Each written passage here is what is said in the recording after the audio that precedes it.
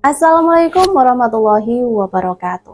Salam sehat untuk kita semua. Semoga kita semua selalu mendapat lindungan Allah Subhanahu wa Ta'ala ya. Amin ya Robbal 'Alamin.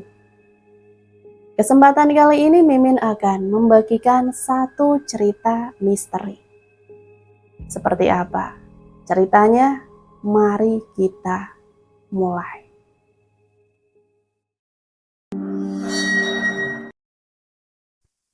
Namaku Muhammad Anggara. Aku sering dipanggil dengan sebutan Angga. Aku lahir di Palembang, Sumatera Selatan, 21 November 1998. Ayahku adalah seorang guru di sebuah SMA di Palembang. Sedangkan ibuku seorang staf operator di sebuah kantor. Aku memiliki 2 orang kakak yang telah lulus kuliah beberapa tahun silam dan sudah mulai bekerja. Setelah lulus dari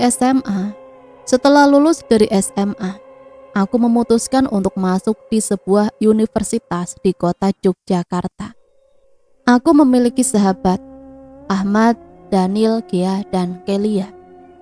Ahmad adalah anak dari seorang ustadz pendiri pondok pesantren di Yogyakarta. Daniel adalah seorang pemuda dari suku Batak, Sumatera Utara. Ia adalah orang yang sangat pro dan patuh pada agama yang dianutnya. Dan ia selalu hadir saat ada kegiatan keagamaan. Gia, ia adalah seorang anak perempuan dari keluarga yang terpandang. Ayahnya adalah seorang pejabat di daerah Yogyakarta, tetapi ia tak pernah memperlihatkan atau memamerkan harta keluarganya. Gia adalah seorang perempuan tomboy dan paling berani di antara kami. Gia juga adalah yang paling bobrok dan terbuka pada kami. Sedangkan Kelia adalah primadona di universitas kami.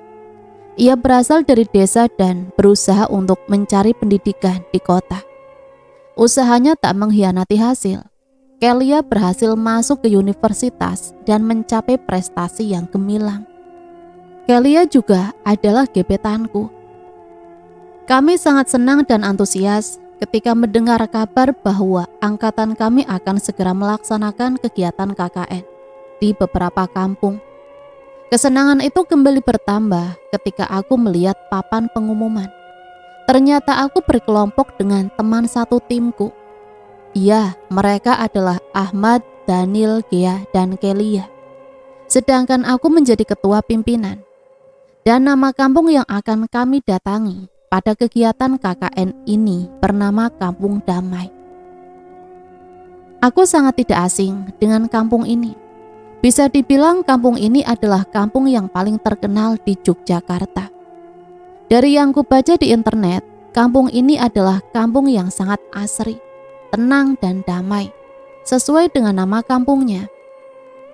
Kampung ini juga terkenal dengan warga kampungnya yang begitu sopan dan santun. Pepohonan dan rerumputan masih menghampar luas, juga adat istiadat yang masih begitu kental.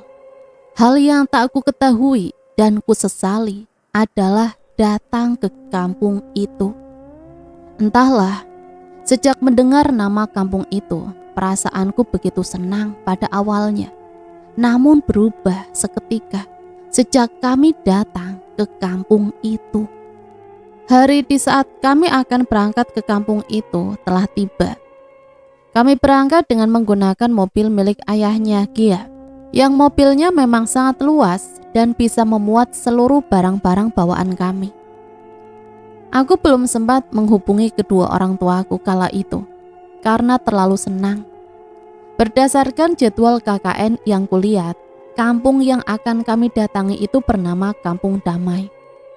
Karena memang orang-orang di sana saling menghormati dan menghargai satu sama lain. Jadi bisa dibilang orang-orang di sana memang hidup rukun dan damai. Bahkan saat kami sampai di gerbang masuk daerah kampung, kami sudah disambut oleh seseorang yang mengaku sebagai tetua di kampung itu, yang menyapa kami dengan ramah dan senyuman yang begitu lebar. Kendaraan seperti mobil ataupun motor tidak diperbolehkan masuk ke kampung itu. Meskipun jalanan yang ada di desa itu terbilang cukup luas. Bahkan jalan di kampung itu memiliki 2 jalur. Aku dan teman-temanku pun turun dari mobil dan mengambil seluruh perlengkapan yang akan kami gunakan saat melaksanakan KKN di desa itu. Aku tak menyangka bahwa orang-orang di kampung ini memang benar-benar ramah. Di kampung ini berdiri rumah-rumah yang besar, berarsitektur Belanda, dan ada juga rumah-rumah biasa, berarsitektur kampung. Pepohonan yang begitu rindang, hamparan rumput hijau, dan anak-anak yang bermain di sekitar jalan. Namun harus kuakui bahwa kampung ini begitu ramai, meski di jalan tak ada satu kendaraan pun. Banyak orang yang berdagang di jalanan. Anak-anak pun tidak harus bermain di lapangan, tetapi juga bisa bermain di jalan yang sepi. Bagi datang ke belahan dunia baru, kami benar-benar terpesona dengan seluruh keindahan yang ada di kampung itu. Kesenangan benar-benar meliputi seluruh perjalanan kami. Meski harus berjalan kaki, tetapi kami tak merasakan lelah sama sekali, karena begitu terpesona dengan keindahan kampung ini. Tetua yang kami temui di gerbang kampung mengajak kami untuk singgah di rumahnya terlebih dahulu, sambil mencarikan tempat tinggal untuk kami dan memberitahu peraturan yang harus kami patuhi dan pantangan yang harus dihindari selama berada di kampung ini. Rasanya senang datang di kampung ini. Rasanya sedang berada di belahan dunia lain. Aku tak menyadari bahwa kesenangan yang kurasakan itu hanya bersifat sementara. Setelah itu kami mulai mendengar seluruh hal tentang kampung ini dari tetua kampung itu. Sesampainya di rumah Pak Ketua, kami pun mendengarkan cerita Pak Tetua tentang sejarah kampung ini. Teman-temanku tampak tak bersemangat, mungkin karena memang mereka sudah kelelahan karena perjalanan tadi. Kampung ini mulai berdiri sejak masa penjajahan Belanda. Namun dahulu hanya ada beberapa rumah saja di kampung ini, karena banyak orang yang lebih memilih untuk tinggal di pusat kota. Namun saat masa peralihan dari Belanda ke Jepang, kampung ini juga tak luput dari kejaran tentara Jepang. Orang-orang Belanda yang tinggal di kampung itu pun dibunuh dan mayatnya dikubur di bawah jalan. Kampung Damai sempat dibiarkan kosong karena masih banyak orang yang tak mengenal seluk-beluk daerah ini. Setelah kemerdekaan, orang-orang pribumi yang memiliki hak tanah di Kampung Damai pun mulai mendirikan tempat tinggal mereka. Ada yang memodifikasi rumah milik orang Belanda, ada pula yang hanya memperbaiki arsitektur yang rusak. Ada pula yang tetap memilih untuk tinggal di rumah dengan arsitektur Belanda. Dan ada pula yang hanya mendirikan gubuk kecil sebagai tempat tinggal karena kekurangan biaya untuk membangun rumah. Tetua pertama di Kampung Damai bernama Pak Karman. Pak Karman adalah seorang dukun yang terkenal sangat sakti. Pak Karman kerap disebut sebagai Kang Karman. Konon katanya beliau telah tinggal di kampung ini semenjak orang-orang Belanda tinggal di daerah itu. Kang Karman bisa dibilang adalah orang yang fisiknya sehat dan kuat. Meski sudah lansia, tetapi dia masih sangat kuat dan sehat untuk orang yang seusianya. Kang Karman terkenal dengan ilmunya dalam komunikasi dengan makhluk halus, menyembuhkan orang yang sakit dan bahkan bisa menurunkan hujan. Sehingga Kang Karman bisa dibilang adalah orang yang begitu dihormati di Kampung Damai. Namun meski ia memiliki banyak harta, Kang Karman lebih memilih untuk hidup sederhana dan hartanya disumbangkan kepada orang yang membutuhkan serta disalurkan untuk pembangunan kampung. Kang Karman pun semakin dihormati oleh seluruh warga di kampung itu. Kang Karman adalah orang yang begitu baik. Meski hidup bergelimang harta, Kang Karman tetap lebih mementingkan warga dan kampung daripada dirinya sendiri. Itulah yang dikatakan oleh Pak Tetua. Setelah menceritakan tentang sosok Kang Karman, Tetua itu pun turut menceritakan tentang sosok lain bernama Durman. Durman adalah keponakan Kang Karman. yang ditinggalkan oleh kedua orang tuanya sejak ia lahir. Kang Karman pada akhirnya mengurus Durman hingga ia berumur 8 tahun. Sejak umur 9 tahun, Durman sudah hidup mandiri meski ia memiliki banyak kekurangan.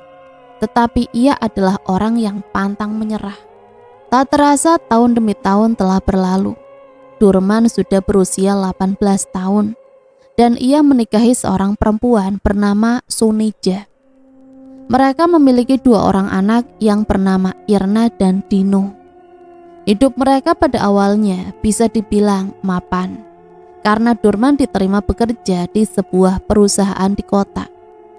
Namun Durman akhirnya dipecat dari perusahaan dan dipenjara selama beberapa bulan setelah ia dituduh mengkorupsikan uang perusahaan.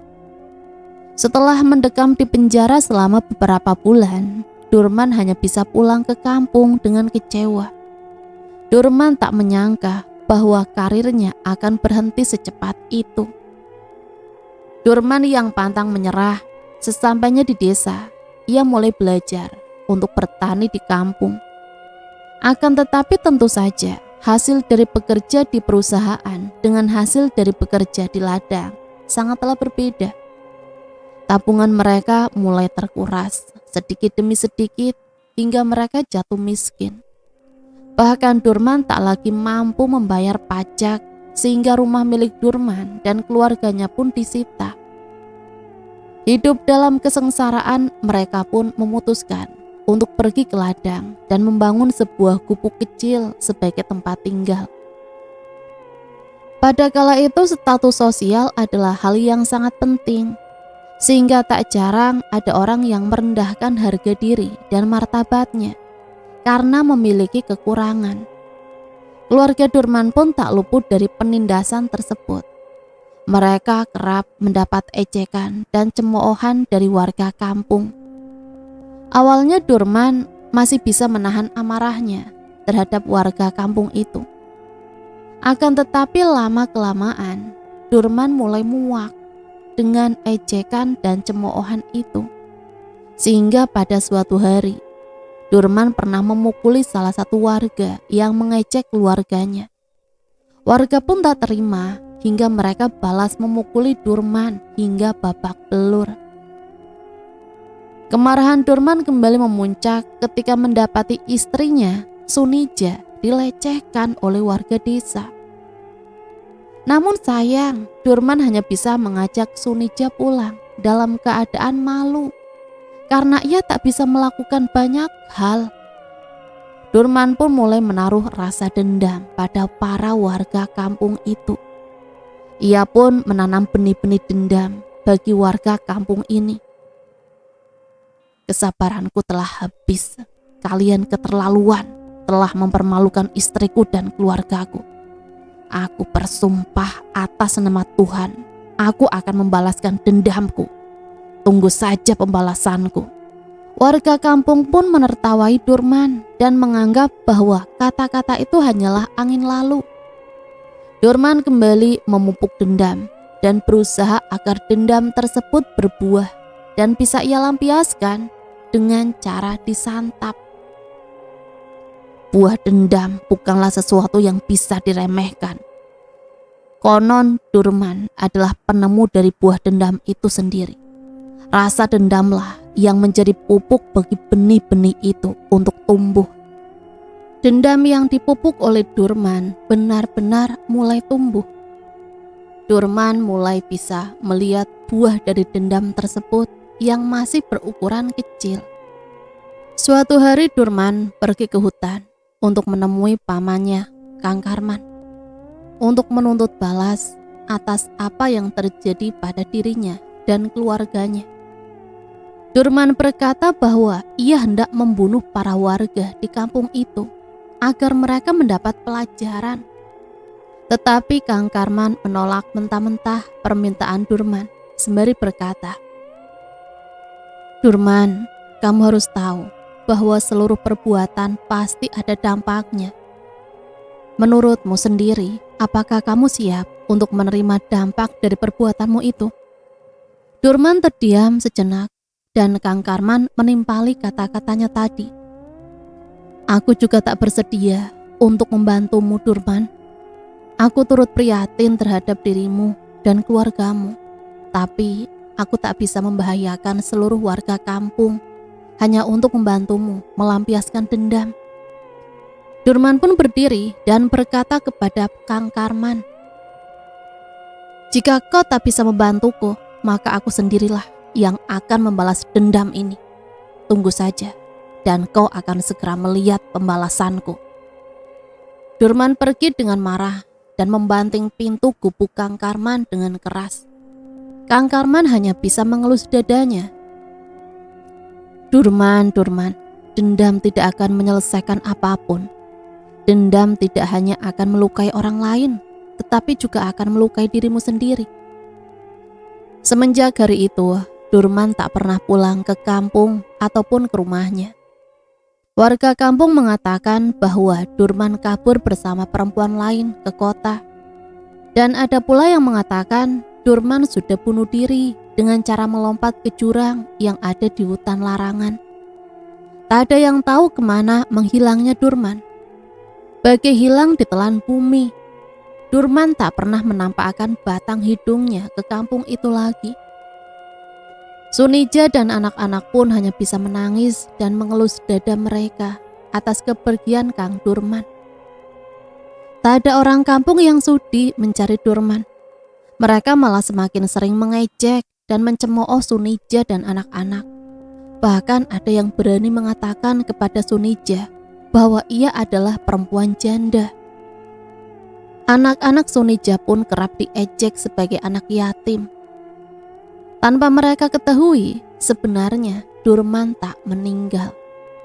Ia pergi untuk mencari ilmu hitam dan mulai belajar tentang sihir-sihir atau ilmu hitam dari beberapa dukun yang ia temui selama perjalanan. Dendam Durman benar-benar subur karena terus dipupuk dan disiram dengan rajin. Namun yang tak diketahui oleh Durman adalah selama kepergiannya dari kampung itu, istri dan anak-anaknya itu tak kuat menahan rasa sedih. Istrinya memutuskan untuk menenggelamkan anaknya di sungai. Sedangkan istrinya, Sunija, pergi ke hutan dan melompat ke jurang karena depresi atas seluruh masalah yang terjadi.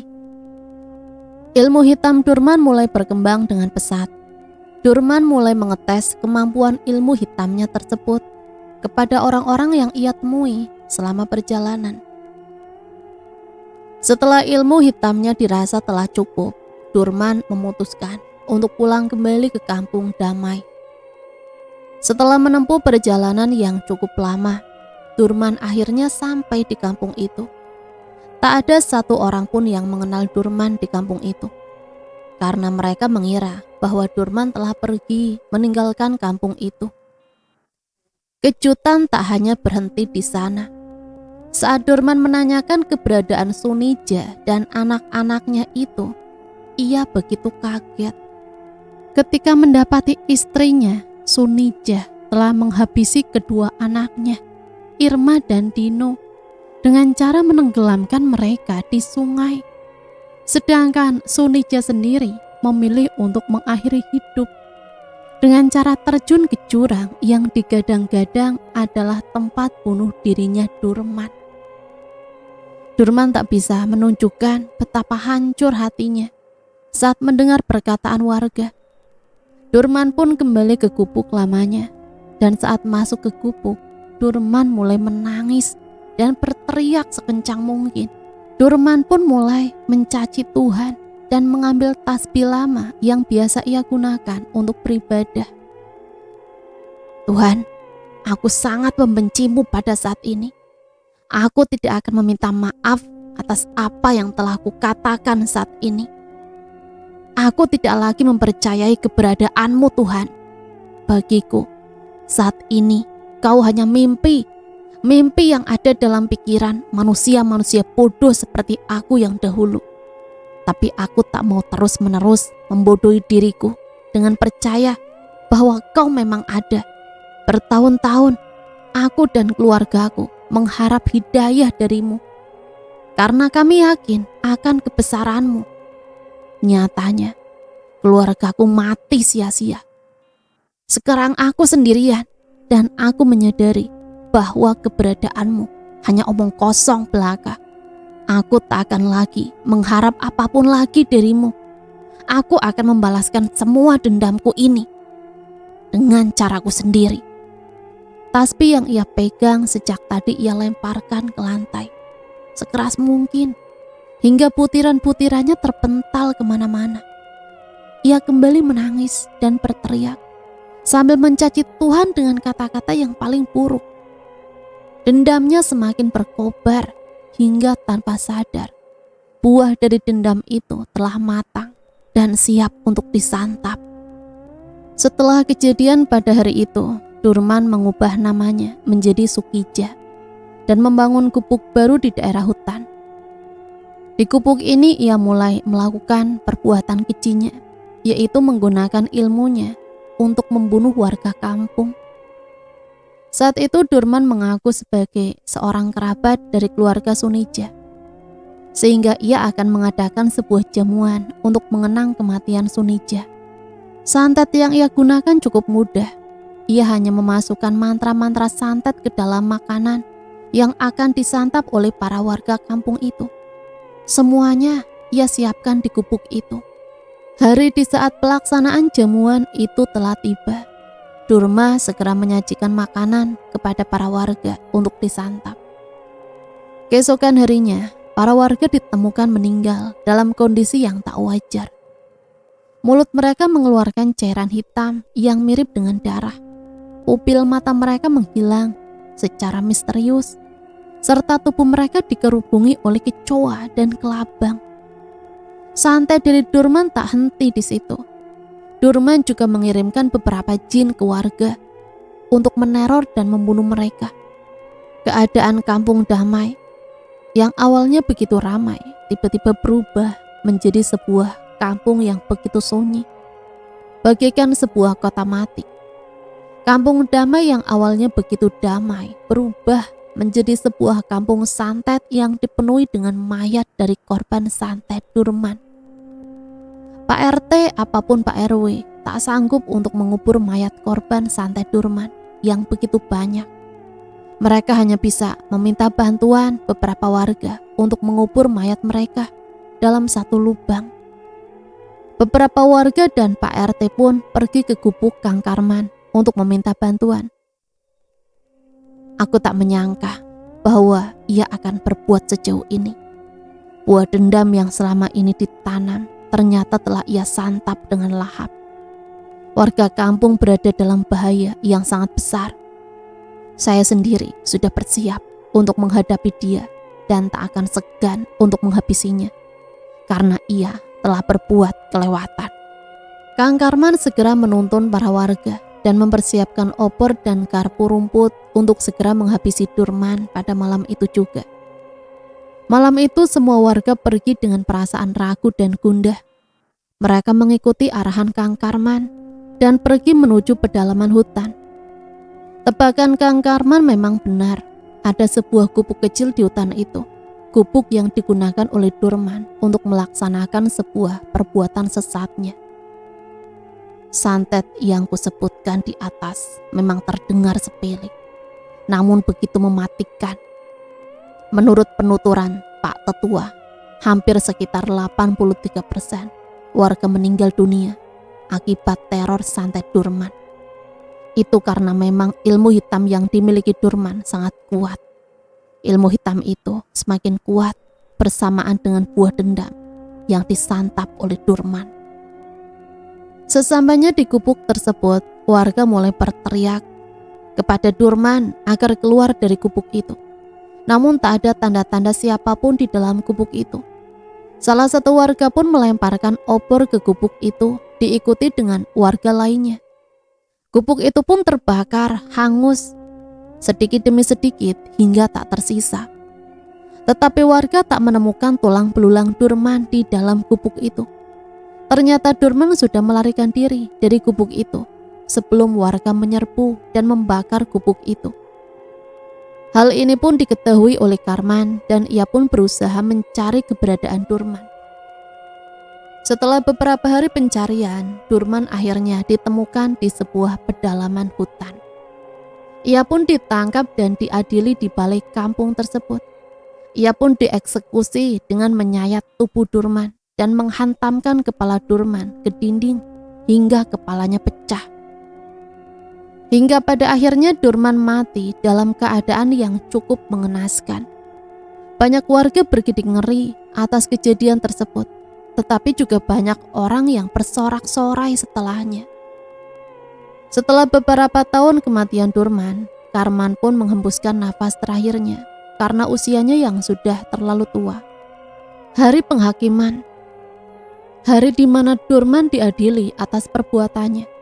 Harus kuakui, aku cukup sedih saat kejadian yang menimpa keluarga Durman karena akibat ejekan dan cemoohan dari warga kampung itu yang membunuh anak dan istrinya. Tetapi di sisi lain, aku juga tak terima atas pembunuhan santet yang ia lakukan itu, karena ia telah menghabisi banyak orang hanya untuk melampiaskan dendamnya.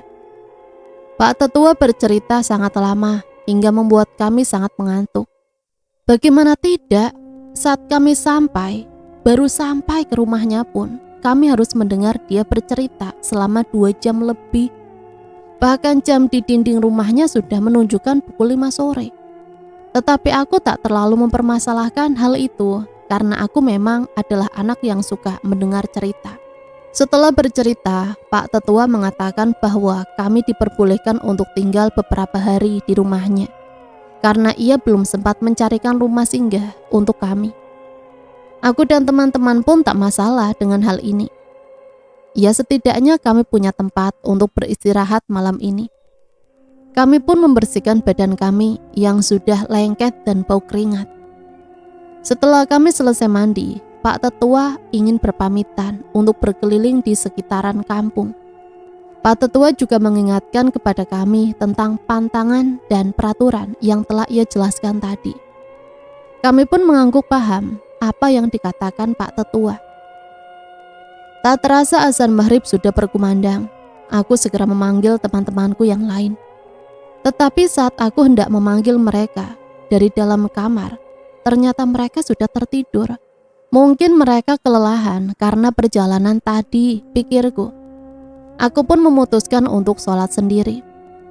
Sebelum masuk ke kamar, aku melihat Daniel sedang duduk di ruang tamu sambil membaca buku cerita kesukaannya. Aku pun tak menghiraukannya dan langsung masuk kamar. Saat sholat, aku mendapati sebuah keanehan. Aku sempat mendengar seseorang seperti sedang menjadi makmum di belakangku. Aku berpikir bahwa itu adalah Gia atau Kalia. Tentunya aku tak pernah berpikir negatif pada suatu hal, sehingga aku mengedepankan pikiran positifku. Namun saat aku hendak mengucap salam, tiba-tiba makmum yang ada di belakangku sudah pergi. Aku berpikir lagi, mungkin Gea atau Kelia yang tadi menjadi makmumku sudah terlalu mengantuk, sehingga mereka langsung bergegas masuk ke kamar untuk melanjutkan istirahatnya. Padahal jika aku ingat kembali, tak ada bunyi pintu terbuka selama aku sholat. Tetapi aku tetap berusaha berpikir positif atas hal itu. Keanehan tak berhenti di situ saja. Semuanya masih berlanjut hingga kejadian yang menimpa salah satu temanku, Daniel. Saat keluar dari kamar, aku mendapati Daniel sudah tidak duduk di kursi ruang tamu. Aku pun tak menghiraukan hal itu. Mungkin karena Daniel sudah mengantuk, makanya ia segera beristirahat di kamar bersama yang lainnya. Atau ia sedang pergi ke WC untuk buang air. Aku pun pergi keluar untuk menghirup udara segar sembari menunggu Pak Tetua pulang. Suasana malam di sini cukup sunyi. Meski ada keramaian di pasar, tetap saja rasanya sangat sepi. Bahkan tak ada suara-suara hewan kecil pun di sini, baik burung ataupun jangkrik. Meski suasananya sepi dan sunyi, namun tidak mencekam ataupun seram. Tiba-tiba kurasakan hasratku ingin pipis. Padahal jika dipikir-pikir, sebelum mengambil wudu aku sudah membuang hajatku. Tetapi karena tak bisa menahan, akhirnya aku kembali masuk ke rumah dan bergegas pergi ke WC. Saat membuka pintu WC, aku melihat Daniel sedang memegang sesuatu. Lantai WC yang semula berwarna putih menjadi merah karena ulah Daniel. Belum sempat aku bertanya, tiba-tiba Daniel memalingkan wajahnya ke arahku. Dan aku tak percaya dengan yang sedang kulihat saat ini. Daniel tengah memegang sebuah benang berwarna merah dan sebuah jarum. Ia sedang menjahit bibirnya sendiri. Benang dan lantai yang semula berwarna putih berubah menjadi merah karena darah yang terus mengucur dari bibir Daniel. Ia memperlihatkan sorot mata yang begitu menyedihkan, seakan meminta tolong. Belum sempat aku berteriak, Daniel sudah pingsan dan kepalanya membentur lantai cukup keras. Aku pun segera berteriak dan dengan panik berlari ke arah kamar. Aku pun membangunkan Ahmad dan yang lainnya. Bersamaan dengan itu, tiba-tiba Pak Tetua pulang. Namun reaksi mereka membuatku lebih terkejut daripada hal yang menimpa Daniel. Pak Tetua tampak biasa saja atas hal ini. Begitupun dengan teman-teman yang lainnya. Aku sebenarnya sedikit geram dan kesal atas hal ini. Tetapi aku tak punya banyak waktu karena jika terus dibiarkan, nyawa Daniel bisa melayang. Aku pun berusaha untuk menelpon rumah sakit, tetapi nihil karena tak ada sinyal di kampung ini. Aku juga tak berpikir atas peraturan kampung ini yang tak memperbolehkan kendaraan masuk. Pak Tetua pun berkata bahwa usahaku sia-sia, Daniel tak akan selamat. Benar saja, setelah pingsan cukup lama, Daniel tiba terbangun dan kejang-kejang. Mulut Daniel yang belum terjahit tiba-tiba berbisik pelan, "Pergi dari kampung ini." Setelah itu, Daniel pun menghembuskan nafas terakhirnya.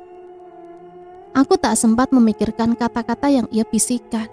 Aku lebih memikirkan tentang apa yang harus kulakukan dengan mayat Daniel. Jika harus menelpon ambulan, HP-ku tak menerima sinyal. Dan ambulan, mereka sudah pasti tidak boleh masuk. Aku begitu kebingungan. Namun Pak Tetua berkata, "Mayat temanmu akan dikubur di sini."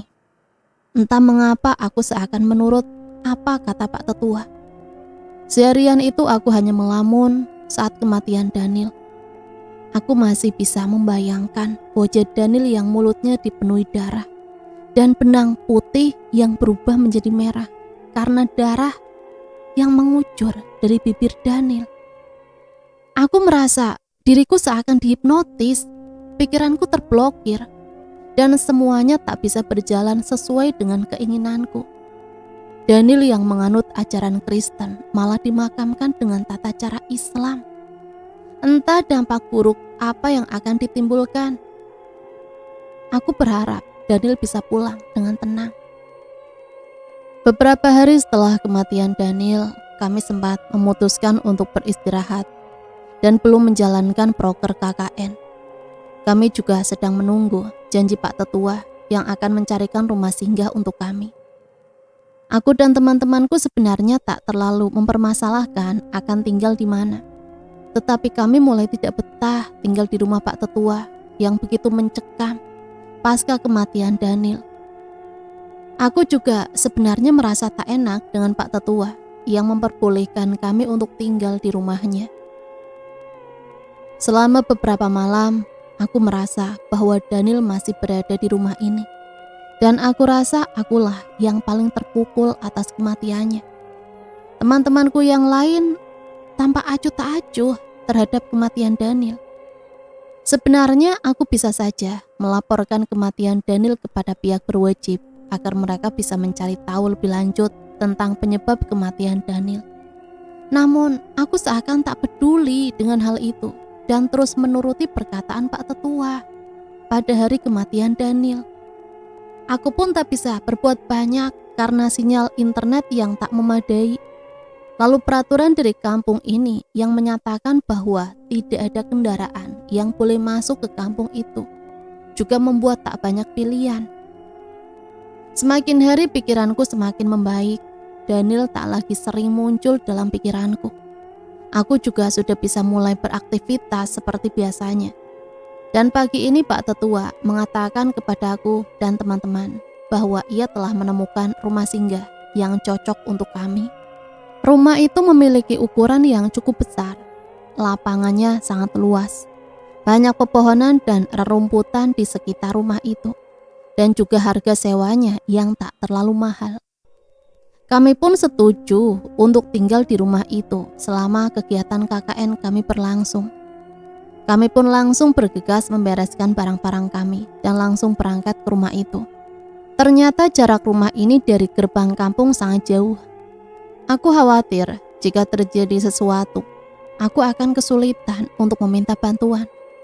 Tetapi, sudahlah, aku berpikir positif saja. Sesampainya di rumah itu, memang benar apa yang dideskripsikan oleh Pak Tetua. Rumah itu memang sangat besar, lapangannya begitu luas, juga pemandangan di sekitar rumah yang begitu hijau. Rumah itu sangat sempurna untuk kegiatan KKN kami. Rumah ini milik seseorang bernama Bu Rumi. Orangnya sangat baik dan ramah. Percakapanku antara Bu Rumi hanya berlangsung singkat. Aku hanya bisa berharap rumah baru ini juga bisa membuat suasana baru dan pikiran baru yang bisa membuat aku lebih semangat dari hari kemarin. Namun sayangnya, aku belum bisa mengirimkan satu pesan pun atau menelpon satu orang pun selama di kampung ini. Aku bahkan tak bisa menghubungi dosen dan kedua orang tuaku selama di kampung ini. Tetapi biar saja dulu, mungkin akan aku kabari lain waktu. Aku masih sangat ingat dengan rumah itu. Di awal aku berpikir bahwa mungkin rumah ini bisa membawa suasana baru dan bisa mengubah pandanganku terhadap kampung ini. Ternyata aku salah. Nyatanya kepindahanku dan teman-temanku dari rumah Pak Tetua ternyata adalah awal bagi seluruh teror mencekam kampung ini. Sudah beberapa hari ini kami tinggal di rumah baru di kampung ini. Lega rasanya karena tidak tinggal di rumah Pak Tetua yang begitu menyeramkan dan mengingatkanku pada kematian Daniel. Aku dan teman-teman beristirahat selama beberapa hari di rumah baru sembari membiasakan diri di rumah itu. Sekaligus juga untuk mengumpulkan energi untuk mulai melaksanakan kegiatanku. Sayang sekali, sejak datang ke kampung ini, tak ada satu pesan pun yang terkirim ke orang tua, dosen, dan orang-orang yang kukirimi pesan. Karena meskipun di tempat ini sudah ada aliran listrik, tetapi sinyal internet sangat terbatas di sini. Besok kami akan segera melaksanakan kegiatan KKN, dan berdasarkan hasil diskusiku bersama Ahmad, Gia, dan Kelia, kami akan pergi ke pasar untuk menganalisa dagangan para warga di kampung ini. Aku hanya berharap kegiatan bisa berjalan lancar sebagaimana mestinya. Pagi itu setelah sarapan, kami akan bersiap untuk pergi ke daerah pasar kampung ini. Tempat pertama yang akan kami kunjungi untuk kegiatan KKN ini. Ya, seperti yang ku bilang malam hari tadi. Aku hanya berharap kegiatan ini berjalan lancar karena aku khawatir kegiatan ini akan sulit terselesaikan jika aku dan teman-temanku terus mengulur waktu. Siang harinya kami telah tiba di pasar itu. Aku berniat untuk membagi anggotaku dalam bentuk tim. Tetapi saat aku melihat kondisi pasar yang lumayan ramai, aku memutuskan untuk menyuruh teman-temanku secara individu saja untuk mencatat dagangan yang ada.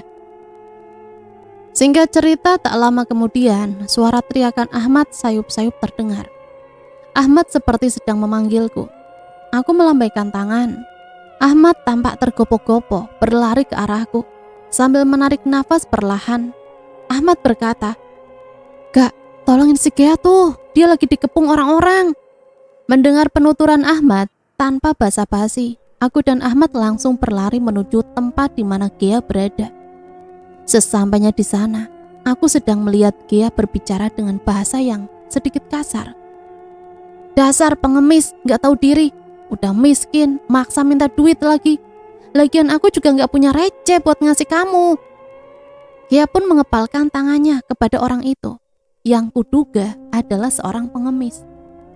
Aku dan Ahmad bergegas berlari dan berusaha menahan tangan Kia yang hendak memukul pengemis itu.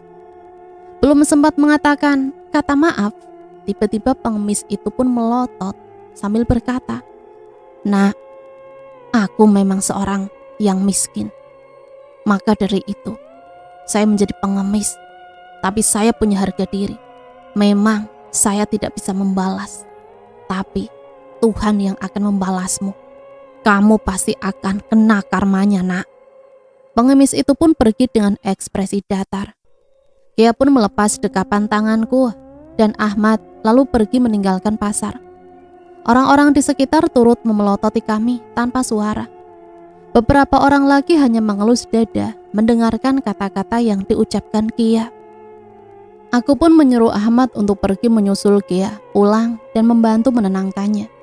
Tetapi perintahku ditolak oleh Ahmad dengan alasan, "Kamu kan ketua kami, Kak. Harusnya kamu yang pergi pulang dan menasihati Kia. Toh ini juga tanggung jawabmu." Jika dipikir-pikir memang benar yang dikatakan Ahmad. Meskipun dengan berat hati harus kusetujui hal itu.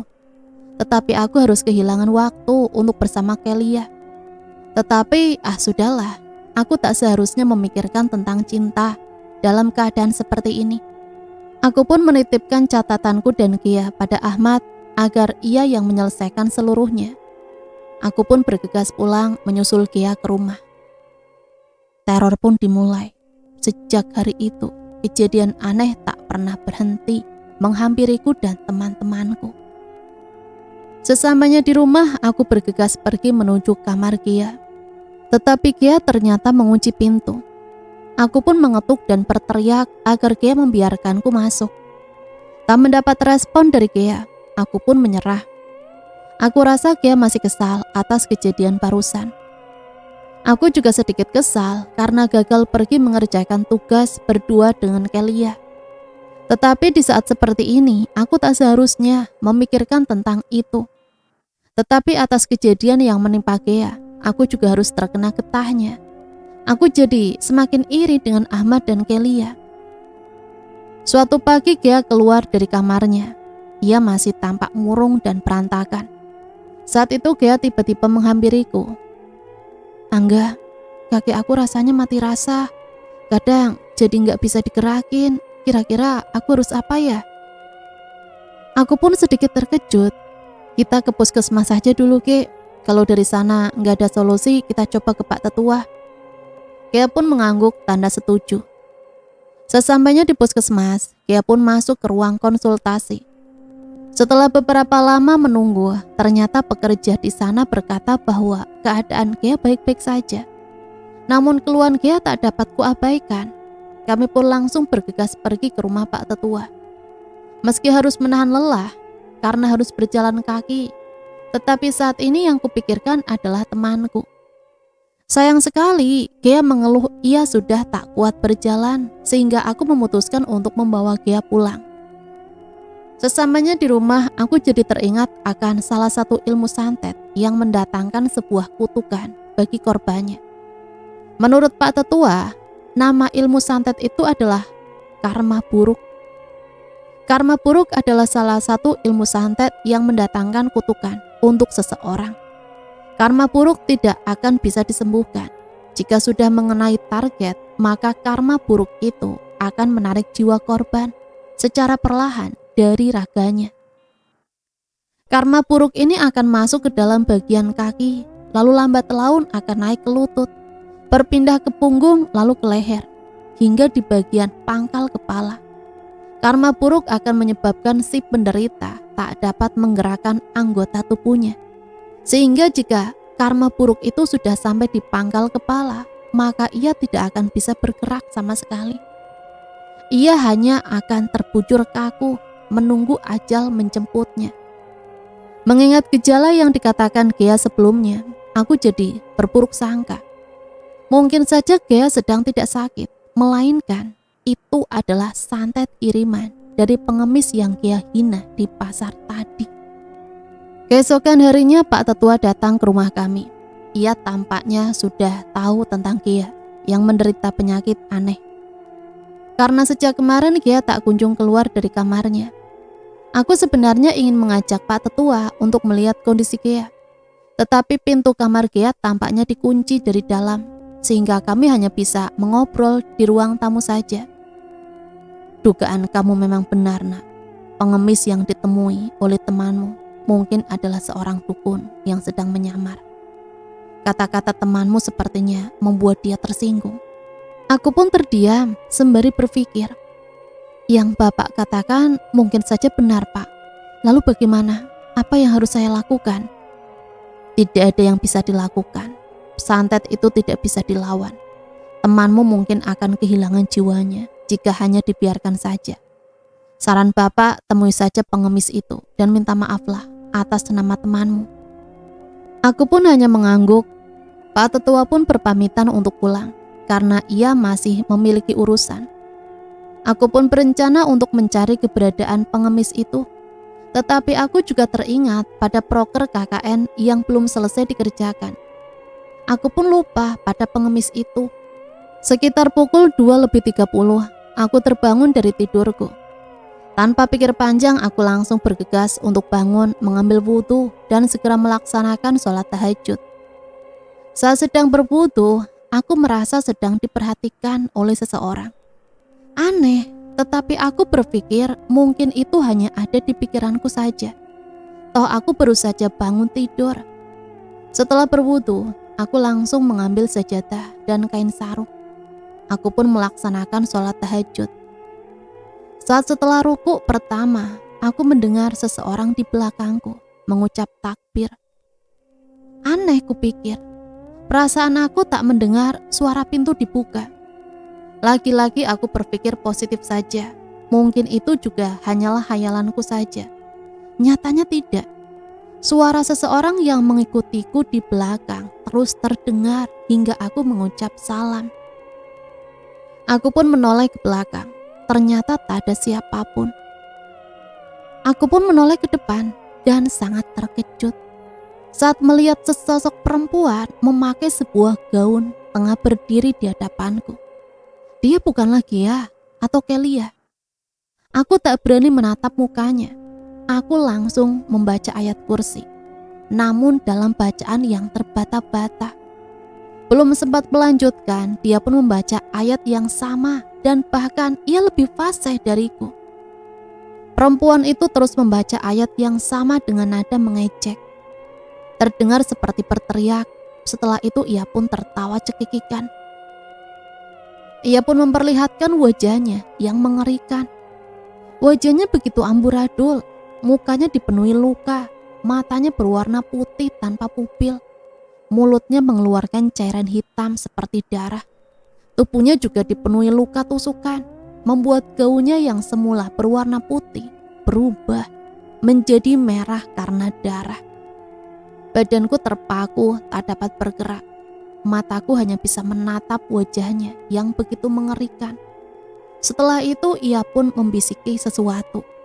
Pergi dari kampung ini. Jangankan berteriak, untuk sekedar membuka mulutku saja aku tak bisa. Badan ini seperti mati rasa. Tak lama kemudian perempuan itu berhenti tertawa. Ia ganti berteriak dengan kencang. Telingaku rasanya pecah. Suaranya begitu nyaring. Sosok itu tiba-tiba berteriak kesakitan dan langsung pergi keluar dari kamarku. Paginya aku langsung pergi mandi untuk membersihkan tubuhku yang sudah bersimbah keringat. Bayangan tentang perempuan itu sedikit menghilang dari pikiranku. Setelah mandi aku merapikan tempat tidur dan membuka jendela kamar. Keanehan tampaknya tak pernah berhenti. Saat aku membuka jendela kamarku, aku melihat sesuatu berwarna putih jatuh di depan jendelaku. Aku sontak kaget, tetapi tanpa pikir panjang, aku langsung keluar untuk memeriksa. Saat mendekati tempat benda itu berada, aku mencium bau yang sangat busuk. Sesampainya di sana, aku melihat benda itu.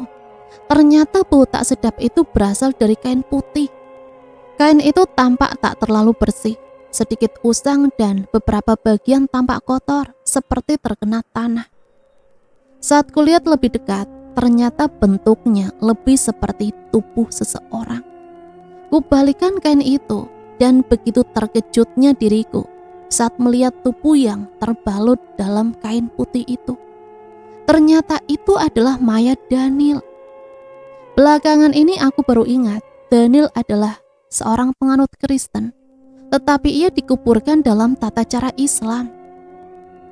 Aku berteriak sejadi-jadinya saat melihat tubuh yang terbalut kain itu adalah temanku sendiri. Aku segera memanggil teman-temanku. Reaksi mereka pun sama kagetnya denganku. Aku pun langsung bergegas memanggil para warga agar membantuku untuk mengubur kembali mayat Daniel. Setelah mayat Daniel kembali dikubur, Pak Tetua pun menghampiriku dan bertanya, apa yang sebenarnya terjadi? Aku pun menceritakan kejadian semalam kepada Pak Tetua. Sejenak ia terdiam dan tak lama kemudian ia menganggukkan kepalanya, tanda mengerti apa yang sedang terjadi. Ia pun kembali berkata, temanmu Daniel lah yang telah membantumu mengusir perempuan itu. Mayat temanmu yang muncul di dekat jendela kamarmu adalah pertanda bahwa ia masih belum pergi. Aku pun sempat mengatakan bahwa Daniel adalah seorang penganut Kristen, sehingga pemakamannya lah yang mungkin membuat arwah Daniel tak tenang.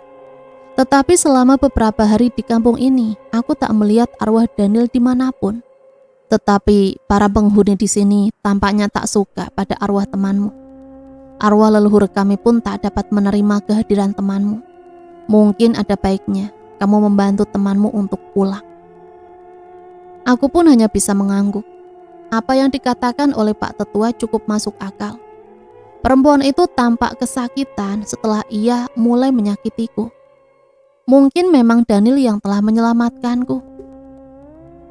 Suasana tenang dan damai di kampung ini seketika berubah menjadi seram dan mencekam. Sejak kami datang dan bermukim di kampung ini, kami bahkan melupakan tugas kami di kampung ini. Kami seakan telah menjadi bagian dari kampung ini. Suatu hari aku sedang ingin menemui Gea. Ku ketuk pintu kamarnya, tetapi tak ada jawaban. Aku pun sebenarnya cukup cemas karena sudah beberapa hari ini Gea tak pernah keluar kamar. Bahkan saat aku menemukan mayat Daniel, ia tak pergi ke pemakaman. Aku pun cukup nekat dan langsung mendobrak pintu kamar Gea. Saat aku masuk ke kamarnya, aku bisa melihat Gea sedang terbaring lemas. Matanya berwarna putih tanpa pupil. Wajahnya pucat, badannya juga tampak mengurus. Aku sedikit kaget dan langsung berteriak memanggil Ahmad dan Kelia. Saat ku pegang urat nadinya, masih berdenyut. Dan saat ku cek hidungnya, ia masih bernafas. Tetapi aneh, Gea tampak berbaring kaku. Aku pun segera pergi memanggil Pak Tetua. Sesampainya di rumah Pak Tetua, aku langsung bergegas mengajaknya ke rumah kami. Dan saat sampai di rumah, Pak Tetua pun mengecek keadaan Gea. Tak lama kemudian ia pun menggelengkan kepalanya. Tanda tak ada yang bisa kami lakukan. Menurut Pak Tetua, Gea telah diguna-guna oleh seseorang. Orang itu telah mengirimkan kutukan karma buruk kepada Gea. Seandainya kamu memberitahu Bapak lebih awal, mungkin temanmu masih bisa selamat. Tetapi jika sudah seperti ini, Bapak tidak bisa membantu. Jiwa temanmu sudah terjebak di alam mereka, tetapi raganya tak bisa pergi bersama jiwanya. Temanmu belum mati, tetapi jiwanya sudah tak bersemayam lagi di raganya. Aku pun menangis. Gea telah pergi. Ini adalah yang kedua kalinya temanku pergi sejak datang ke kampung ini. Aku kembali menaruh curiga, siapa yang telah mengirim kutukan kepada Gea? Aku baru ingat pada pengemis yang Gea hina beberapa hari silam. Mungkin dialah yang telah mengirim karma buruk itu kepada Gea. Kepergian Gea membuatku benar-benar depresi. Kamu itu bodoh. Kenapa tak kau bawa saja Gea kepada Pak Tetua? Kenapa tidak kau beritahu juga pada Ahmad dan Kelia tentang kutukan itu? Kau adalah pemimpin yang tak becus. Rasanya sangat tak pantas untuk menyebut bahwa aku adalah seorang pemimpin kelompok ini. Tetapi aku hanya bisa merenung tanpa berpikir solusi yang tepat. Beberapa hari yang lalu aku sedang membersihkan kamar Kia. Kulihat tubuh Kia yang terbujur kaku. Aku melihat di tangan Kia ada sepucuk surat. Saat kubuka, itu adalah sebuah surat terakhir yang ia tulis. Mungkin pada saat itu ia juga mendengar percakapanku dengan Pak Tetua tempo hari tentang penyakit yang diderita oleh Kia. Tetapi karena kebodohanku, aku malah tak mengizinkan Pak Tetua untuk melihat keadaan Kia. Sudahlah, tak ada gunanya membahas itu lagi. Isi surat yang ditulis oleh Kia. Angga, Ahmad, dan Kelia, sahabatku. Entah kenapa semakin hari penyakitku semakin parah. Pagi ini aku dapati kaki sudah tak dapat bergerak lagi. Kakiku seakan lumpuh total. Aku hanya bisa menulis surat ini di saat-saat terakhir. Aku juga sebenarnya menyadari apa penyebab penyakit ini. Tak lain dan tak bukan, ini sebuah ulah si pengemis tempo hari yang kucaci maki. Tetapi aku tak marah padanya. Aku merasa pantas atas apa yang telah kulakukan. Aku rasa kutukan karma buruk itu memang benar, dan itu berarti hidupku sudah tak lama lagi. Aku hanya ingin mengucap kata maaf. Maaf untuk keluargaku, maaf untuk para sahabat dan teman-temanku, dan maaf untuk seluruh orang yang pernah kutemui. Aku merasa kata maafku sudah tak lagi berguna. Semuanya sudah terlambat. Sebelum seluruh jiwaku ditarik dari ragaku, aku memutuskan untuk mengurung diriku. Aku tak ingin kalian melihat keadaanku. Biarkan saja tubuhku di sini, terbaring kaku hingga ajal menjemputku. Seketika mataku menjadi panas, air mata pun mengalir. Rasanya sangat sedih ketika seseorang yang sangat kita sayangi pergi meninggalkan kita. Kuremas surat itu dan kusimpan di kamarku. Belakangan ini aku juga terpikir tentang Daniel. Mungkinkah benar Daniel sudah menjadi penjagaku? Sebutan untuk Daniel saat ini bisa dibilang adalah khodamku. Namun itu sangat tidak masuk akal. Semasa hidup antara aku dan Daniel tidak berteman akrab, aku juga jadi teringat akan kata Pak Tetua. Arwah temanmu tidak diterima oleh leluhur kami. Oleh karena itulah dia memutuskan untuk bersemayam dalam tubuhmu. Mayat temanmu yang keluar dari kuburnya adalah pertanda dari leluhur kami yang menolak kehadiran temanmu. Aku merasa kasihan pada Daniel. Malam ini aku terbangun dari tidur sekitar pukul 10 malam. Benar juga, sore tadi aku tidur lebih awal karena kelelahan mengerjakan tugas KKN yang harus kuselesaikan sendiri. Aku juga melewati sholat maghrib. Aku pun sedikit kesal dan langsung keluar dari kamar untuk minum segelas air, sembari meredakan kekesalanku. Setelah minum, aku pun pergi untuk mengambil wudhu, sembari melaksanakan sholat isya. Setelah berwudhu, aku pun hendak pergi ke kamar. Saat sedang melewati kamar Kelia, aku mendengar suara desahan seseorang. Desahan itu sepertinya berasal dari kamar Kelia. Setelah aku teliti kembali, ternyata itu adalah desahan Kelia. Selain mendengar desahan Kelia, aku juga mendengar desahan seorang pria. Dan tak salah lagi, desahan itu berasal dari sahabatku sendiri, Ahmad. Aku sebenarnya sangat kesal, bisa-bisanya mereka melakukan hal tabu di kampung orang. Pada awalnya aku ingin membuka pintu kamar Kelia, tetapi tiba-tiba aku mendengar suara sosok perempuan dari arah belakang berkata, "Pergi, jangan ganggu mereka." Aku pun seketika ketakutan dan langsung berlari ke kamarku. Aku pun mengurungkan niat sholat isyaku dan langsung menutup seluruh badanku dengan selimut. Aku benar-benar geram pada mereka berdua, terutama pada Ahmad yang tentunya adalah seorang anak kiai. Bisa-bisanya dia berbuat seperti itu di kampung orang. Kelia juga membuatku kecewa. Ia telah membuang harga dirinya untuk seorang lelaki bejat seperti Ahmad. Entah mengapa hatiku tak merasa sakit. tetapi hatiku terasa terbakar. Hatiku berkobar dan terasa seperti menanam sesuatu, menanam benih-benih dendam. Kejadian malam itu benar-benar membuatku terpaksa menanam benih-benih dendam. Aku tak peduli pada resiko yang ada. Jika dendam itu bisa membuatku lebih tenang, maka aku rela menanam benih-benih dendam itu hingga berbuah. Entah apa lagi yang akan menghinggapi kepalaku. Mulai dari kematian Daniel, muncul hantu noni Belanda yang selalu mengikutiku setiap sholat. Gea yang raganya terbujur kaku, dan sekarang kedua orang temanku melakukan hal-hal di luar nalar. Aku begitu dendam pada Ahmad. Ia telah merebut seseorang yang seharusnya menjadi milikku. Aku tak peduli atas seluruh resiko itu. Tidak lagi. Kulihat jam di handphoneku sudah menunjukkan pukul 18. Sudah mau maghrib. Dalam perjalanan ke kamarku, aku melihat kamar Kelia dibuka. Biasanya sangat jarang Kelia membuka pintu kamarnya. Karena kurasa ada sesuatu yang seharusnya tak kami lihat. Aku pun mengintip ke dalam kamarnya. Kelia tampak sedang membawa handuk. Sepertinya ia akan mandi. Untuk sesaat aku hanya bersikap tak peduli. Namun sebelum berjalan terlalu jauh, aku jadi ingat pada salah satu peraturan di kampung ini. Kalian tidak boleh melakukan aktivitas apapun pada saat sandekala, kecuali beribadah dan mengaji. Menurut leluhur kami, kutukan sandekala akan menghampiri orang yang melanggar peraturan ini. Aku pun langsung memutar balik arah dan langsung masuk ke kamar Kelia. Ia tampak terkejut karena aku masuk tanpa mengetuk pintu. Ia sedikit marah tentang itu, tetapi aku tak terlalu peduli. Aku pun langsung bertanya pada Kelia. Kamu mau ngapain, Kel? Mau mandi lah, kamu rese juga ya enggak? Masuk kamar orang enggak pakai ketuk pintu.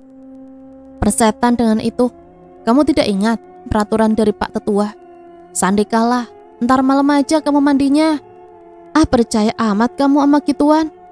Kita udah di abad 20 dan kamu masih aja percaya yang gituan. Itu nggak lebih dari tahayul yang dikatakan oleh orang-orang bodoh seperti si tua bangka itu.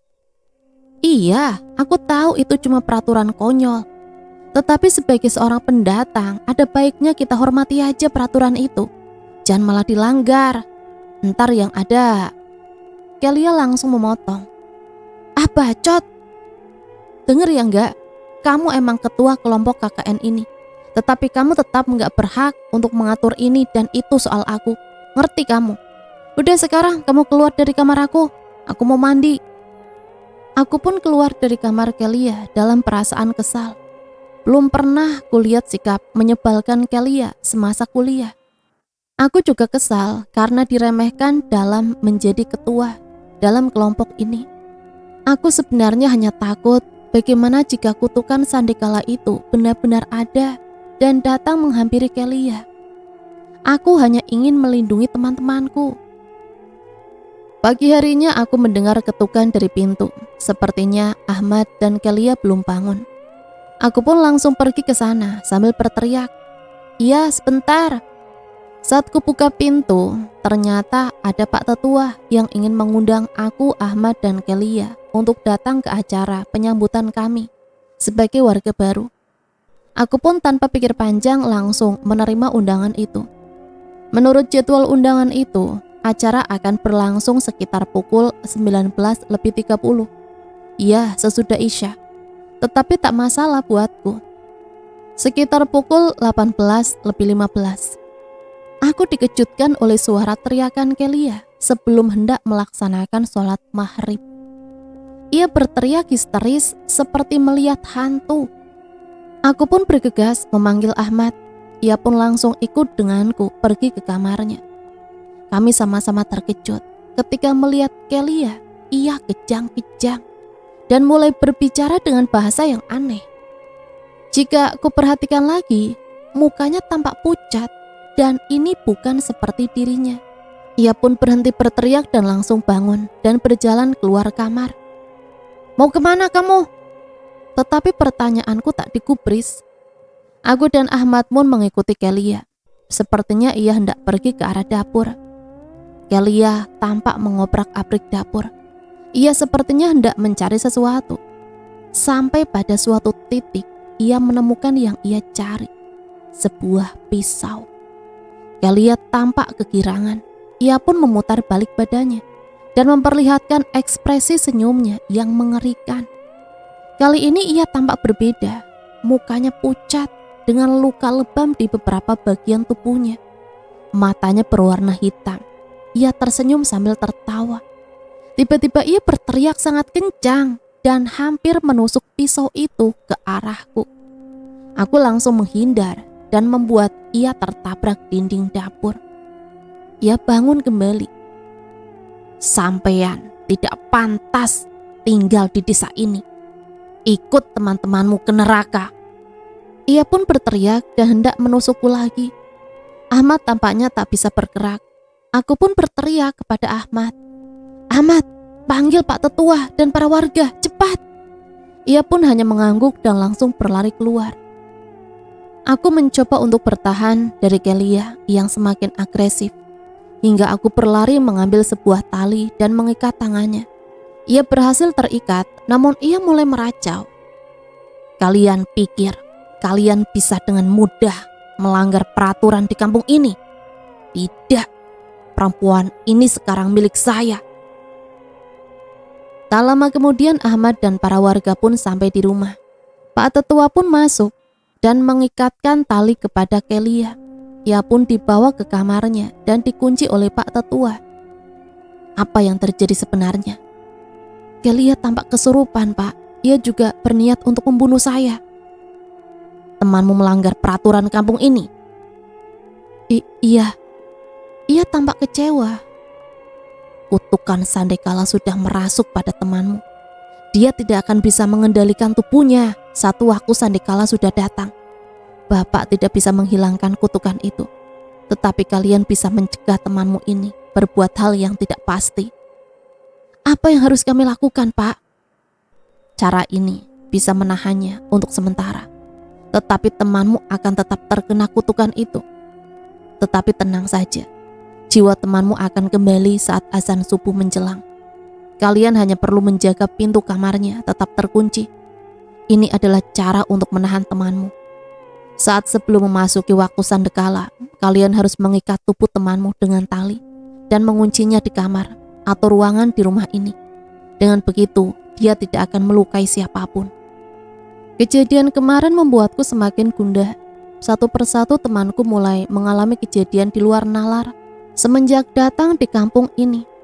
Proker KKN kami, jangan ditanya. Kami semua sudah melupakannya. Aku tak bisa berpikir apa-apa kecuali tentang benih-benih dendam yang kutanam beberapa hari silam. Tentu saja, aku tak bisa melupakan kejadian beberapa malam yang lalu. Aku mendengar suara gaduh di loteng. Sepertinya ada kucing yang sedang ketakutan di atas sana. Aku pun tak menghiraukannya. Tapi semakin kudiamkan, suara itu semakin keras dan mengganggu telingaku. Aku pun tak banyak berkomentar dan hanya menyapu rumah. Setelah menyapu, aku melihat jam yang sudah menunjukkan pukul 10:03. Kurasa Kelia masih tidur nyenyak. Sedangkan saat kubuka kamar Ahmad, kamarnya memang tidak dikunci. Tetapi ia tak berada di kamarnya. Ini aneh. Tiba-tiba aku melihat cairan berwarna merah menetes dari atap plafon ruang tamu. Cairan itu tak lain dan tak bukan adalah darah, bersamaan dengan jatuhnya beberapa bangkai kelabang dan kecoa. Suara gaduh di atas sana pun semakin keras. Aku pun berniat mengecek ke atas, karena jika ada bangkai hewan, aku bisa langsung membuangnya. Aku pun mencari tangga dan pergi ke loteng. Sesampainya di sana, aku tak melihat apa-apa selain gelap. Aku pun menghidupkan senter, mencari sumber dari darah yang kuduga adalah bangkai hewan. Samar-samar aku mendengar ada suara seseorang di sana. Suara itu semakin dekat dan ternyata orang itu adalah Ahmad. Entah apa yang ia lakukan di atas sini. "Ahmad, ngapain kamu di sini? Sendirian lagi?" Ahmad tampak tak menghiraukanku. Entah apa yang ia lakukan saat itu. Ia duduk berjongkok dan mulutnya terdengar seperti sedang mengunyah sesuatu. Saat ku arahkan senter handphoneku ke arah tangan Ahmad, ternyata yang sedang ia gigiti adalah sebuah jantung. Tidak salah lagi, darah yang menetes itu berasal dari jantung itu.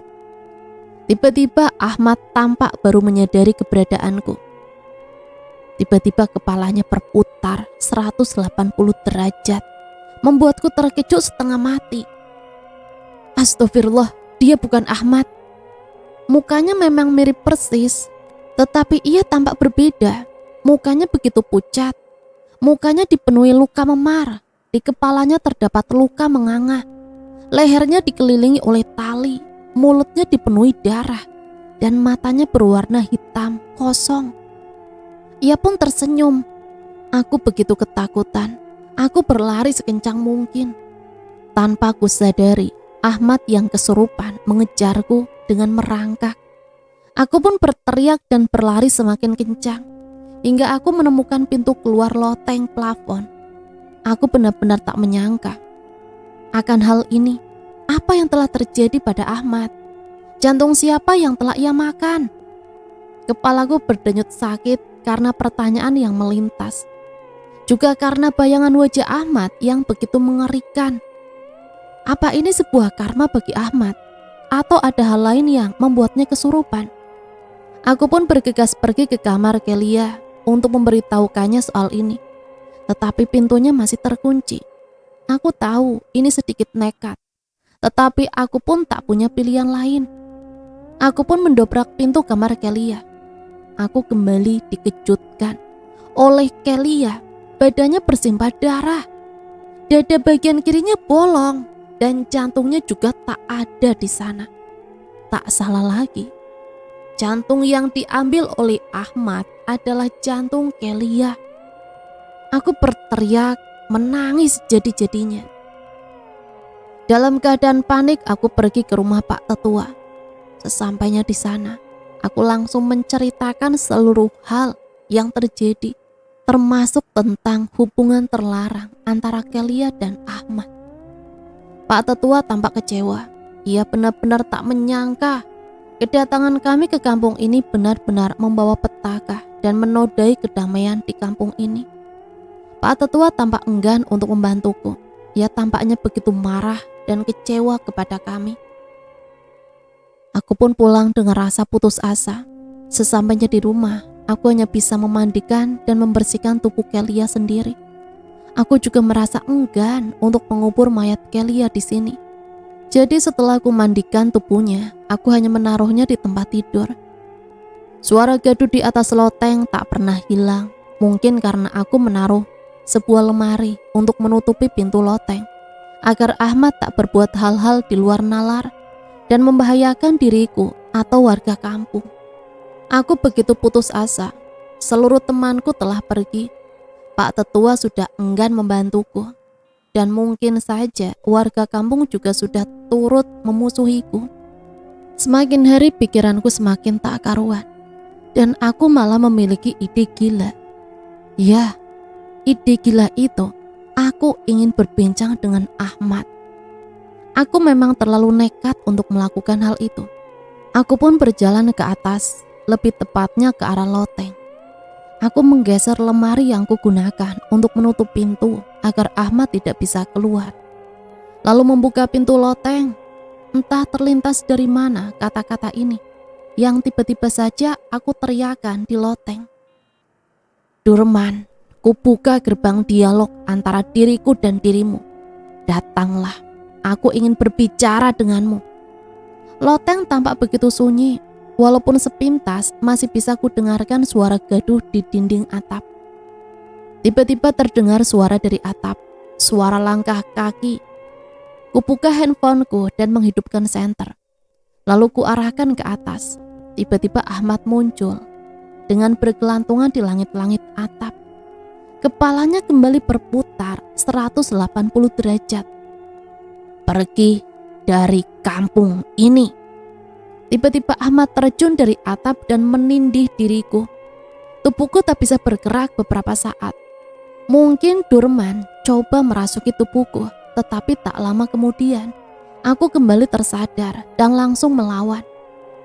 Tampaknya lagi-lagi Daniel membantuku menghindari makhluk yang tak kusukai merasuki tubuhku. Tiba-tiba Ahmad kembali bangun. Ia masih dirasuki oleh Durman. Ia melototiku dengan mata yang berwarna hitam. Tiba-tiba aku masuk ke sebuah alam lain, alam yang tak ku kenal. Durman tampak tak mengizinkanku membuka gerbang dialog. Ia lebih memilih menyuruhku untuk masuk ke lorong waktu, melihat semuanya secara langsung. Aku begitu membenci hidupku, begitu pula orang-orang terdekatku. Entah mengapa, sejak kematian kedua orang tuaku, Mas Karman kakakku turut membenci dan menyalahkanku atas segala hal. Ia juga pernah berkata padaku, "Dasar adik sialan, ibuku harus mati karena melahirkanmu. Ayah juga harus bunuh diri karena kehilangan ibu. Dasar kau, pembawa sial, adik pembawa sial." Aku ingat hari itu adalah hari ulang tahunku yang ke-8 tahun. Mas Karman tiba-tiba menghampiriku di kamar. Ia pasti akan mengucapkan selamat ulang tahun untukku, adik satu-satunya. Ternyata tidak. Mas Karman menarik tanganku dengan kasar keluar dari rumah, membawaku ke sebuah tempat pembuangan sampah, lalu melemparkanku ke tumpukan sampah itu. "Mulai hari ini, kau harus tinggal di tempat sampah. Kau tidak akan pergi ke sekolah. Kau hanya akan tidur dan membusuk bersama dengan sampah-sampah itu. Kau mau tahu kenapa? Karena kau juga adalah sampah. Aku muak tinggal denganmu. Kedua orang tuaku harus mati karena kau, adik sialan. Aku harap kau mati, membusuk bersama sampah-sampah ini." Aku hanya bisa terdiam sembari menganggukkan kepala. Mas Karman membuangku saat aku masih berusia 8 tahun. Aku tak melanjutkan sekolah dan menuruti keinginannya. Hidup di tempat sampah ini. Jika aku ingin makan, maka aku akan memakan sayuran busuk yang ada di tempat sampah. Jika aku haus, aku akan minum air di kubangan air yang sudah bercampur dengan lumpur. Kurang lebih 4 tahun, aku tinggal dalam keadaan kumuh di sana. Tubuhku semakin kurus, badanku semakin pucat, dan aku semakin tak bisa bergerak, hingga aku berkata dalam diriku sendiri, "Tuhan, tolong jangan matikan aku dalam keadaan seperti ini. Jika boleh, aku hanya menginginkan satu hal, kasih sayang dari seseorang, siapapun itu." "Hai, anak brengsek, bangun!" Tiba-tiba suara itu terdengar di telingaku. Aku membuka mataku. Sosok yang membangunkanku ternyata adalah Mas Karman. Ia pun menyuruhku bangun. Dia masih sama seperti dulu, tetapi tubuhnya yang sekarang sudah lebih tinggi daripada 4 tahun lalu. "Bagaimana hidup sebagai sampah? Apakah rasanya enak? Jika kau ingin tahu apa alasanku menghukummu selama ini, adalah karena satu hal, dendam. Di hari aku membuangmu, aku memberitahu nenek dan kakek bahwa kau diculik oleh seorang berandalan. Aku tidak akan memaafkanmu atas apa yang terjadi pada ayah dan ibu. Jika kau memang ingin pulang bersamaku, tidak masalah. Tetapi aku tak bersedia membantumu yang begitu kumal ini. Kau bisa mengikutiku pulang dengan cara apapun. Kau boleh berjalan, merangkak, atau seluruh hal yang kau inginkan selain menyentuh tubuhku." Aku pun berdiri dengan lunglai. Sesekali badanku terasa ingin jatuh. Mas Karman sekarang tampak lebih peduli padaku, meski ia masih mengutarakan kebenciannya terhadapku. Sesampainya di rumah, aku hanya bisa terbaring lemas di lantai. Kakek dan nenek pun tampak tergopoh-gopoh melihat aku yang jatuh pingsan di lantai. Mereka mengangkatku ke kamar. Badanku terasa lemas. Energiku sepertinya sudah sangat habis. Nenek dan kakek berkali-kali bertanya pada aku kemana aku menghilang selama ini. Dan setiap kali mereka bertanya seperti itu, Mas Karman akan memelototiku dan menggelengkan kepala. Aku pun hanya diam, tak tahu harus berkata apa. Aku pun dimandikan oleh kakek karena badanku yang begitu kumal. Setelah itu nenek memberiku makan dan minum. karena tampak lapar dan haus. Sedangkan Mas Karman hanya menatapku dengan cemberut seperti biasa. Mas Karmanlah yang telah mengajariku apa itu dendam, apa itu rasa benci. Aku mulai memahami bahwa apa yang Mas Karman lakukan padaku selama 4 tahun ini bukanlah bentuk rasa sayangnya padaku, melainkan hanya bentuk rasa dendam dan bencinya padaku. Sampai akhirnya aku menikah dan memiliki anak. Aku diangkat menjadi manajer perusahaanku. Banyak yang iri atas kenaikan pangkatku yang dinilai tak adil. Tetapi aku tak menghiraukan. Yang ku tahu hanyalah kerja dan kerja. Tetapi kenaikan pangkatku tak berlangsung lama. Aku dipecat dan harus mendekam di penjara selama beberapa bulan karena dituding melakukan korupsi di perusahaan. Aku tahu ini adalah ulah para karyawan yang iri terhadapku. Setelah bebas, aku hanya bisa pulang ke kampung menjadi seorang buruh tani biasa. Hidup kami pun kembali sengsara. Beberapa warga mulai semena-mena terhadap istriku. Mereka berani melecehkan istriku di depan warga kampung. Aku yang begitu murka pun pergi keluar kota untuk mencari pekerjaan di sana dengan uang tabungan yang semula ingin kubelikan tanah. Sayang sekali, aku tak bisa mengucapkan selamat tinggal kepada istriku dan anakku. Usahaku tak sia-sia. Aku berhasil merintis usaha di kota dan menjadi orang yang berkecukupan. Aku pun kembali ke kampungku untuk menjemput istri dan anak-anakku. Tetapi yang kudapatkan di sana hanya kesedihan. Warga kampung ini memang bejat. Mereka sudah mengfitnah diriku dan membuat istri dan anak-anakku pergi secara sia-sia. Aku bersumpah bahwa dendamku terhadap warga dan kampung ini tak akan berakhir. Dendamku tak akan berujung. Mereka akan menunggu pembalasanku. Rencanaku berhasil. Aku terbahak-bahak tak kala para warga kampung itu mulai kejang-kejang dan mulut mereka mengeluarkan darah. Mereka harus merasakan apa yang dirasakan oleh istri dan anak-anakku. Setelah membantai warga kampung, aku memutuskan untuk melarikan diri ke hutan, bersembunyi dari kejaran para petugas keamanan yang mungkin ingin menangkapku. Hidup sendirian di gubuk membuatku depresi. Aku pun memutuskan untuk meninggalkan dunia ini dengan cara menggantung diri di gubuk itu. Lahir sebagai sampah dan mati sebagai sumpah. Itulah aku, Durman. Lorong waktu itu tak berhenti. Di sana aku melihat sosok Kang Karman tengah mencari keberadaan Durman. Sisa warga yang tak terbunuh dalam kejadian itu ternyata juga turut murka terhadap perbuatan Durman.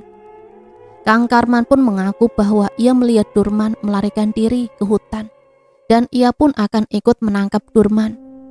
Saat di tengah jalan, Karman berhenti dan mengeluarkan kerisnya. Sesaat setelahnya, seluruh warga kampung pun mati di tangannya. Iya, Karman adalah dalang dalam seluruh hal ini. Setelah itu Karman menusukkan keris itu di perutnya. Mati bersama mayat para warga kampung itu. Dan lorong waktu pun berakhir.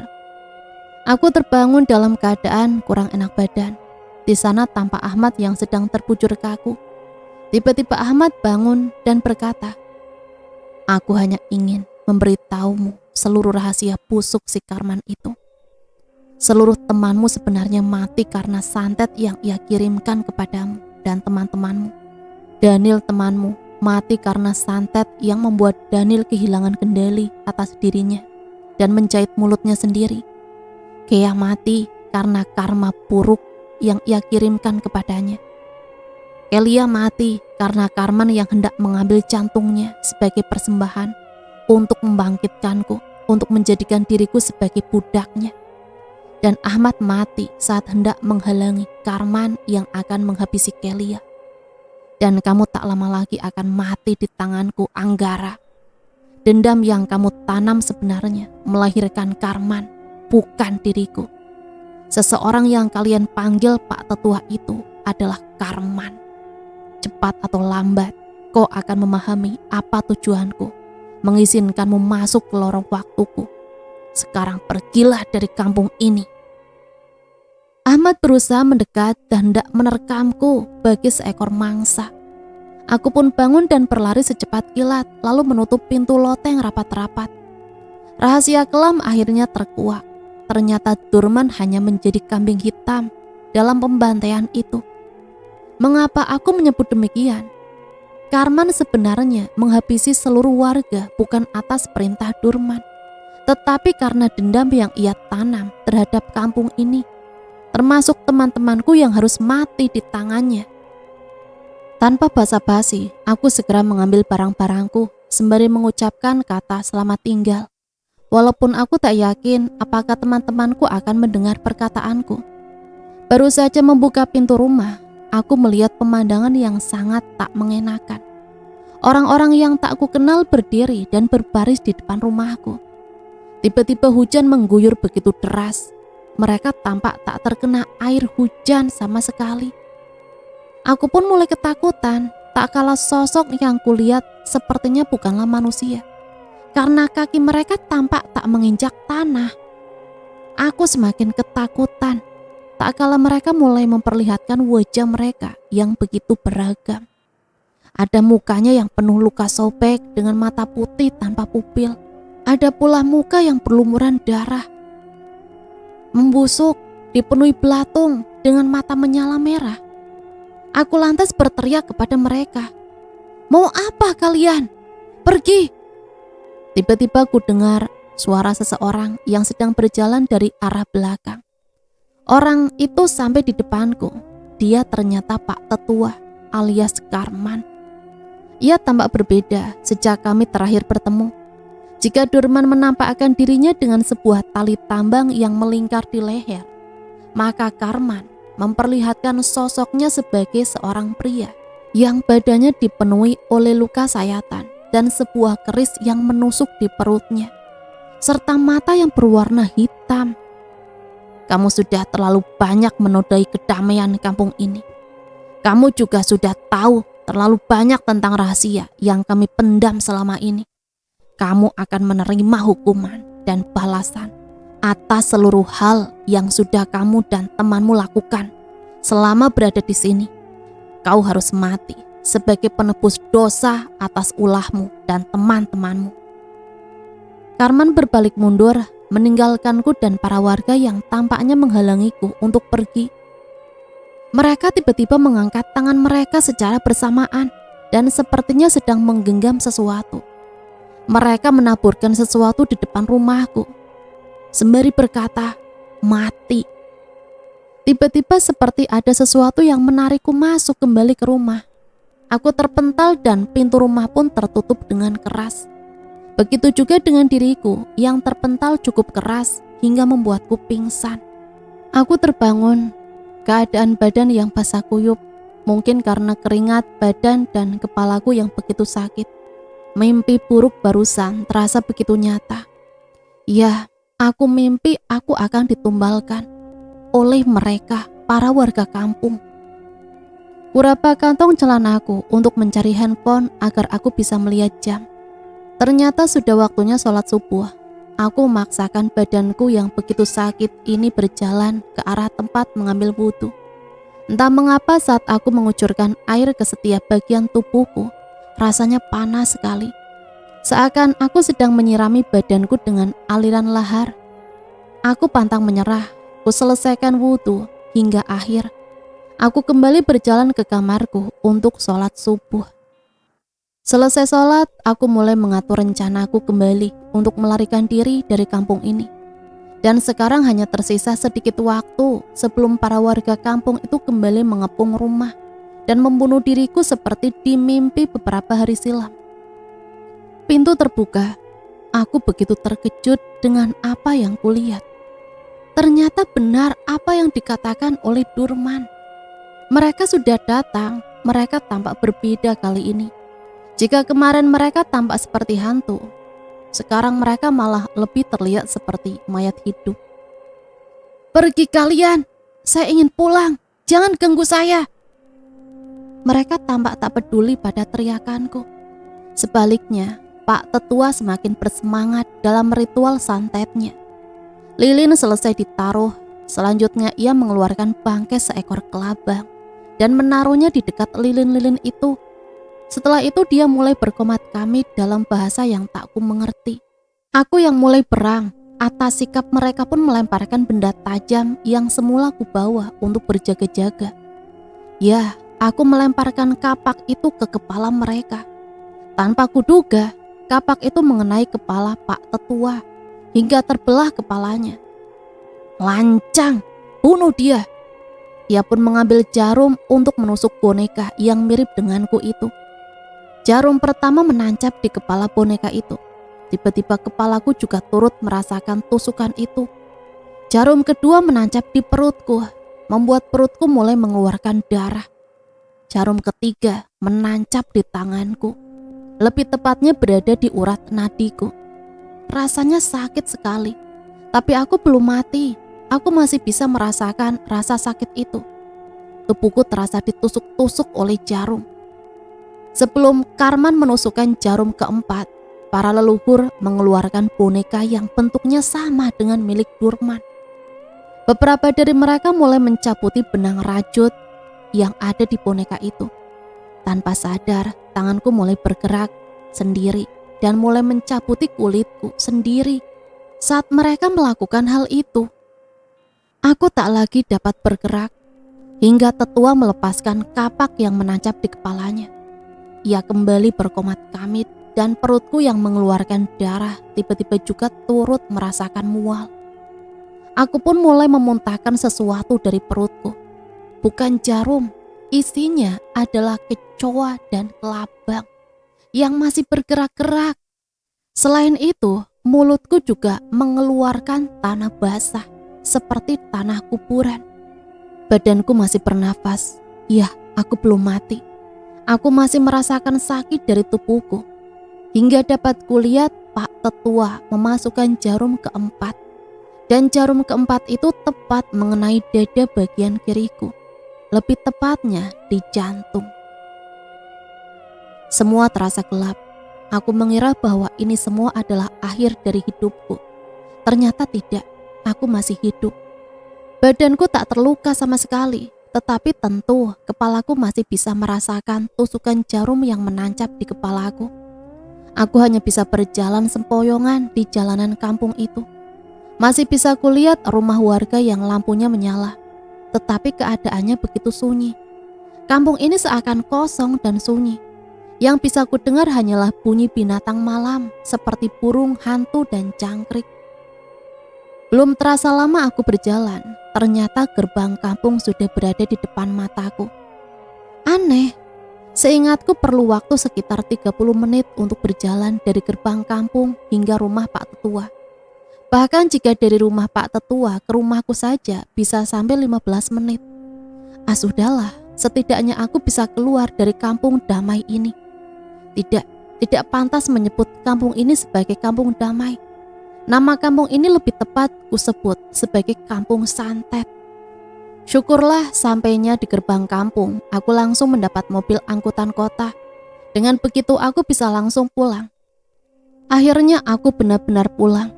Senang rasanya bisa kembali menghirup udara segar yang tak pernah kurasakan lagi sejak berada di kampung santet. Aku masih berada di rumah kosanku, sedang beristirahat dari hari yang begitu melelahkan. Aku sudah mengirimkan permintaan maaf kepada keluarga teman-temanku. Meski sebenarnya aku merasa tak enak, aku juga belum memikirkan alasan untuk menghindar dari proker KKN yang belum bisa terlaksana dengan baik. Tapi sudahlah, aku akan memikirkan hal itu nanti. Saat ini aku harus bisa mengumpulkan cukup energi untuk melanjutkan hari-hariku esok. Seluruh pesan yang kukirimkan selama berada di kampung ini baru terkirim setelah aku menginjakkan kaki keluar gerbang kampung. Setidaknya aku bisa pulang, itu sudah cukup bagiku. Tuhan, kali ini aku berterima kasih padamu. Kau masih memberiku kesempatan untuk melanjutkan hidup. Aku mohon terimalah teman-temanku di sisimu. Biarkan mereka tenang dan damai bersama Engkau. Dan cerita selesai sampai di sini. Semoga cerita ini bisa menemani hari-hari teman-teman semua ya. Sampai di sini saya pamit undur diri, mohon maaf apabila banyak salah kata. Sampai berjumpa kembali di cerita-cerita misteri selanjutnya. Matur nuwun, wassalamualaikum warahmatullahi wabarakatuh.